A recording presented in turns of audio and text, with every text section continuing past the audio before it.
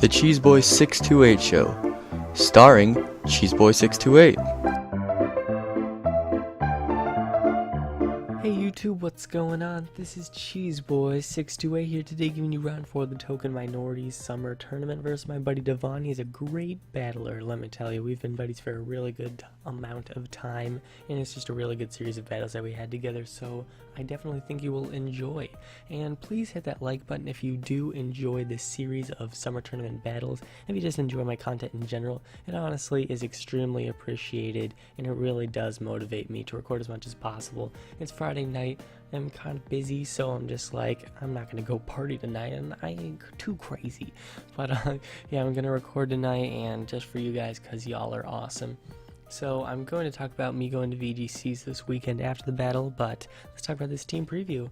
Got Modest, Life Orb Beyond Mega back when it was in UU, Physically Defensive Claydol, Special Defensive Lantern, Special Defensive Amoonguss, Assault Vest Drapion, and Swords Dance Doublade, Standard Doublade. Select my opponent's team. He does have some threats on his team, especially that Moltres, but I do have Stealth Rocks, but this whole Shift Tree versus Claydol thing is going to be huge. But let's just see how this battle goes.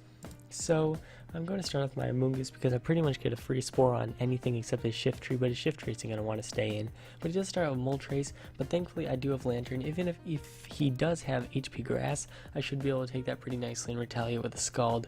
But predicting him to switch out here, not to his Rhyperior for sure, because it's not going to want to take a Scald since I'll outspeed. I do go for the full switch, get some momentum. I can go into my Amoonguss and go for a nice Sludge Bomb and really have no regrets. And so here he goes for the Scald. He does get the burn, kind of unfortunately, so my survivability is a little bit lower, but I am able to get off a little bit of damage and see that he is Assault Vest. So as he brings the Moltres, I do have a Drapion, but I am Assault Vest, so I know for sure I'm going to be able to live at least one hit, and I'm able to knock off his Girders of Violite, so that's really good because now it's a lot less bulky.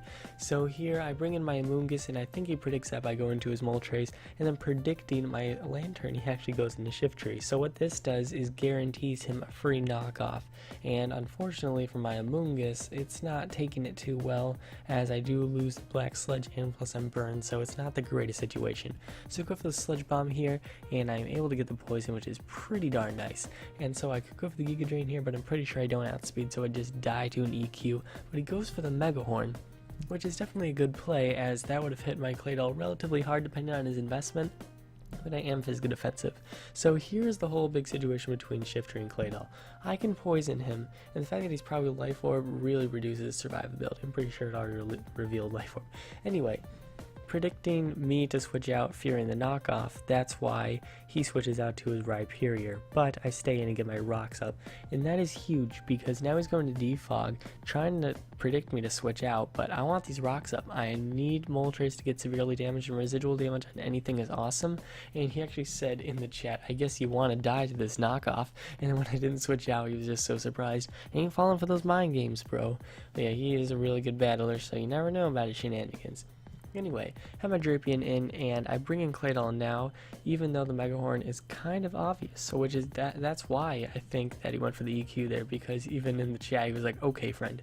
And look at this Mega Horn, he definitely has some investment, so it is kind of unfortunate that the first Mega Horn missed, but in the end, I mean, he finally got 2 off, so this would have killed me off finally in the Rhyperior matchup. So in the end, I don't think it mattered a ton, since I would have had my rocks up no matter what. I mean, it would have been different circumstances in general. But yeah, I'm able to get off some nice damage on that Girder, and it's definitely in a revengeable range. I can definitely press Air Slash here and not really have that many regrets. His only resist is Doublade. Now I do get a crit here, and it kind of matters, but the next play makes it matter that much more, that I'm able to get a flinch here. Now let me explain. Only one of those hacks mattered, because if I got the crit there, you know, it's obviously still a 3 at KO. If I go for an Air Slash and he flinches, it's still going to be a 3 at KO. So I only needed one of those. The other one kind of just made the situation a lot more tough for him. But anyway, I'm barely going to have any damage. I mean, he gets a crit there, so it's not justified, but at least it gives him a little bit of revenge hacks on me. So here brings in a Slowking, hoping that he's going to wake up. hello people in the hall that are yelling. Anyway, this Bug Buzz does a huge amount of damage, nice significance, and so I'm able to easily 2-hit KO him, even though he's Assault Vest. Oh my gosh, they're so loud at that. Sorry guys.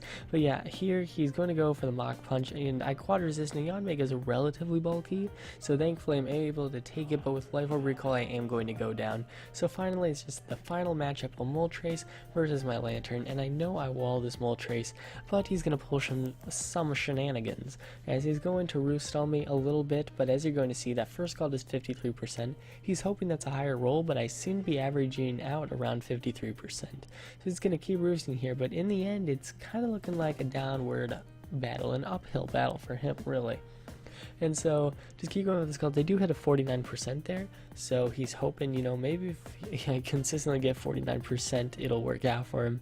But that's not really working. You're going to see in a few turns he's going to realize that it's pretty futile, as he loses about 5% per turn. And here, final roost, I believe, 69%, so chill. And then he goes to the HP grass here. Obviously that's not going to do it too much damage to me, and I'm able to go for the scald, take him out, and that's going to be the game. So that was battle 1 of round 4. Next battle will be quite intense as well. If I win it, go on to round 5. If not, we go to battle 3. So I do hope you all enjoyed. Like I was saying about VGCs, I will be in Fort Wayne, Indiana with my Pokemon Club here at Miami University, and it's going to be really awesome. I haven't been to a tournament like this before, and so I'm pretty excited. I'm not really super confident about the VGC metagame, but I'm going to try my best at least. And so I'm definitely looking for pokes. I do know Hydra the Samurott was super generous and just gave me a few pokes. If you guys have any Kalos-born Pokemon that you think could work, or just in general competitive sets, definitely would be down for that. I'm going to be leaving tomorrow night, so if you'd like to chat me before then, that'd be awesome. But yeah guys, I really hope you all enjoyed. Please leave a like if you enjoyed, and thank you all for watching. Like, comment, sub, until later. Peace.